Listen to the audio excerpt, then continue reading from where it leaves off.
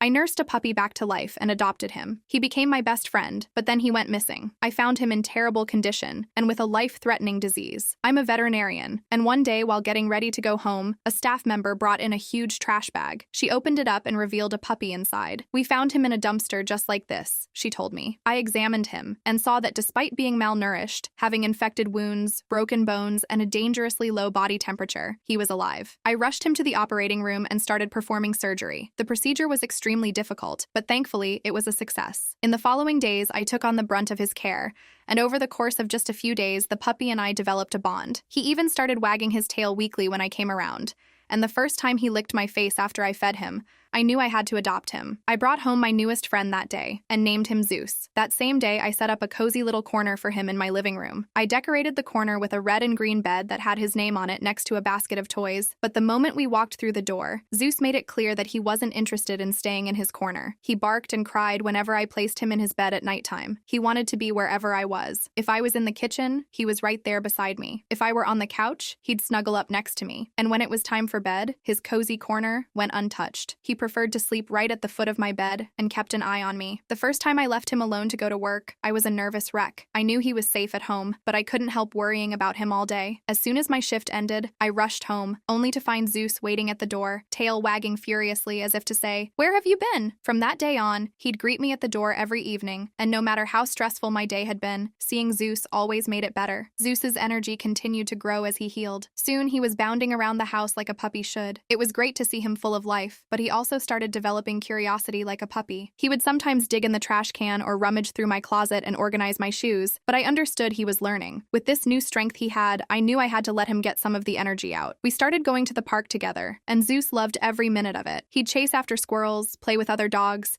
and run circles around me until we were both exhausted. It was incredible to see how far he'd come. However, there was one major encounter which I really did not like. Zeus was a very friendly dog, and oftentimes when I'd throw a ball for him to go catch, he'd run too fast or get way too excited, fail to slow down in time, and crash into the shin of a passerby. Most of the time, people didn't mind. They'd pet him and laugh or look up at me and signal what a cute dog he was. Well, that was until he crashed into a total Karen. As soon as he lightly impacted her leg, she tried to kick Zeus, and not just once, but twice. The second kick connected, and I heard him yelp. I instantly rushed over and started asking her what the hell was wrong with her. She started yelling at me that I need to put the dog down because it clearly cannot behave normally. We ended up getting into a huge argument, and throughout the course of the argument, Karen raised her hand almost as if she was about to slap me. That's when Zeus started growling aggressively while looking at her and showing his canines. She put her hand down and walked off. That's a core memory of mine with Zeus, one that proved our bond. One day, after a long and stressful shift, I came home to find that Zeus wasn't waiting for me at the door. My heart sank immediately. I called his name, but there was no response. I searched the house, growing more frantic with each passing second, but Zeus was nowhere to be found. My mind raced as I tried to figure out how he could have gotten out. I checked every door and every window, and then I saw a small gap in the backyard fence, barely noticeable but just big enough for Zeus to slip through. I was freaking out inside as I ran out into the yard, calling his name. I ran up and down the street, knocking on neighbors' doors, asking if anyone had seen him. As I rushed past my neighbor's house, I noticed an elderly woman who lived next door, standing on her porch, watering her plants. She was always outside, tending to her garden or sitting on her porch. If anyone had seen something, it would be her. I hurried over and asked her if she had seen Zeus. She paused and then nodded. She had seen Zeus just moments ago by the old oak tree at the end of the street. Without wasting another second, I turned and ran to the oak tree, but when I got there was nothing, no sign of Zeus. I called his name repeatedly, but he didn't appear. I searched around the tree, checked the bushes, and even peered into the nearby yards. Still nothing. I made my way back to the elderly woman's house. I needed more details. What did the dog look like? But when I asked, she admitted that she hadn't had her glasses on at the time. Her vision wasn't clear, and she couldn't say for certain if it had been Zeus. I asked my other neighbors if they had seen Zeus anywhere, but no one had. Tears welled up in my eyes. I needed to calm down to think clearly, but the fear was overwhelming. The thought of losing Zeus forever was unbearable. I couldn't let that happen. I wouldn't. I felt this cold dread settle over me as I realized that he was out there somewhere, alone and scared. Night fell, and I was still out searching for him. I called out his name into the darkness, but there was no sign of him. I didn't sleep that night. I just kept thinking about Zeus, out there in the cold, maybe hurt, maybe lost. I couldn't shake the guilt I felt for not noticing the gap gap in the fence, for not keeping him safe. The next morning, I printed out flyers with Zeus's picture and distributed them all over the neighborhood. I called every shelter and every vet's office, hoping that someone had found him. But the days passed, and there was no word. Zeus had vanished. I was heartbroken. The house felt so empty without him. I missed his little quirks, the way he'd follow me around, the way he'd curl up beside me, or how he'd chase someone on TV depending on where on the screen they were. I missed his energy so much, it was hard to function without him. I couldn't believe that after everything we'd been through, after all the progress he'd made, he was just gone. Then, a week after he disappeared, I got a phone call from an unknown number. It was from a shelter about 30 miles away. Someone had found Zeus wandering the streets and brought him in. I couldn't believe it. I jumped in my car and drove to the shelter as fast as I could. When I walked in, I saw Zeus curled up in a corner, looking exhausted and dirty. He looked so small and vulnerable, and my heart broke all over again. But when he saw me, his eyes lit up, and he struggled to his feet, wagging his tail weakly. I rushed over and scooped him up, holding him close as tears fell down my face. He was safe. He was back. The ride home was quiet. Zeus was so tired that he just curled up in the passenger seat and slept the whole way. When we got home, I gave him a warm bath, cleaned his fur, and fed him a special meal. He ate slowly. He was clearly still worn out from his ordeal, but I could see the relief in his eyes. He was home, and he knew it. After that scare, I fixed up the backyard fence, making sure there were no more gaps or weak spots. I also started being more careful with Zeus. I kept a closer eye on him whenever we were outside. I couldn't bear the thought of losing him again. But just when I thought things were getting back to normal, Zeus started acting strangely. He was lethargic, didn't want to eat, and seemed uncomfortable. My first thought was that he might be coming down with something, so I took him to the clinic for a full checkup. What I found was far worse than I expected. Zeus had a life-threatening piece of plastic that got stuck in his intestines. My heart dropped when I saw the x-rays. It was likely caused by something he swallowed while he was missing. The only option was surgery, and it had to happen fast. The thought of performing such a delicate procedure on my own dog was terrifying, but I knew I had to do it. I had saved him once before. I could do it again. That night, I prepped the surgery room. I kept telling myself that Zeus was a fighter, that he'd pulled through worse before. But as I started the surgery, the fear haunted me. This was different. Every cut and every stitch felt like a weight on my chest. The surgery was long, and there were moments when I doubted myself, but I tried to push through. I looked over at the clock, and it was 3 in the morning. I had performed this surgery on him for hours, and the fatigue was beginning to set in. Just when I thought I couldn't make it, I slammed an energy drink and kept going. Finally, after what felt like an eternity, I removed the blockage. I carefully stitched Zeus up, then sat by his side and monitored him closely. The hours that followed were some of the longest of my life. I barely slept, watching his vitals and praying that he'd wake up and be okay. The room was quiet except for the steady hum of the monitors. I sat beside Zeus. My eyes were heavy from exhaustion, but I couldn't tear them away from him. He was lying so still, his tiny chest rose and fell ever so slightly. The surgery had taken everything out of both of us, and now all I could do was wait. My chest ached with anxiety. Then the sun began to rise and light began to creep through the blinds. Zeus's eyelids twitched, and his body shifted slightly as he began to wake up. Slowly his eyes opened and he looked at me. He gave a soft whimper, and I felt my heart swell with relief. He was alive. He had made it through. I reached out, gently cradling his head in my hands, and pulled him close. I held him tightly, and slowly he started to recover. His breathing steadied, his color improved, and after a few days, he was back on his feet, wagging his tail and following me around the clinic. Zeus had done it again. He had beaten the odds, and I couldn't have been prouder. As the months passed, Zeus returned to his old self. We went back to our usual routine, playing at the park, cuddling on the couch, and going for long walks. One winter evening, as snow began to fall, Zeus and I were playing in the backyard. He loved the snow, the way it crunched under his paws, and the way the flakes would land on his nose. But that evening, as he chased after a snowball, he collapsed in the snow, struggling to breathe. My heart leaped into my throat, and I scooped him up, feeling how cold he was. I rushed him to the clinic. Once there, I did everything I could to warm him up, to stabilize him. He had developed hypothermia, likely worsened by his previous health issues. I worked through the night just as I had done when I first found him, refusing to leave his side. By morning, Zeus was stable, but I knew then that I had to be even more mindful of him. He needed extra care, and I was determined to give him that. The years that followed were filled with a bittersweet joy. Zeus seemed to recover, but he was slower and more tired. Zeus was getting older. His once endless energy began to fade, and he started to slow down. His muzzle turned gray. He spent most of his days resting in his favorite spot by the window, watching the world go by. I made sure to spend as much time with him as I could, cherishing every moment. One night, as we sat together on the couch, Zeus curled up beside me and rested his head on my lap. I petted him and whispered to him how much I loved him. Sometime during that very night, Zeus passed away peacefully in his sleep. When I woke up and realized he was gone, my heart broke. He had passed, laid in his favorite position, on the foot of my bed in a ball next to me. I buried Zeus in the backyard, under the tree where we used to play. As I stood there in the cold winter air, I felt an overwhelming sense of loss, but I also felt gratitude for the time we had and for the joy he brought into my life. Zeus had become my family. He taught me that life is precious,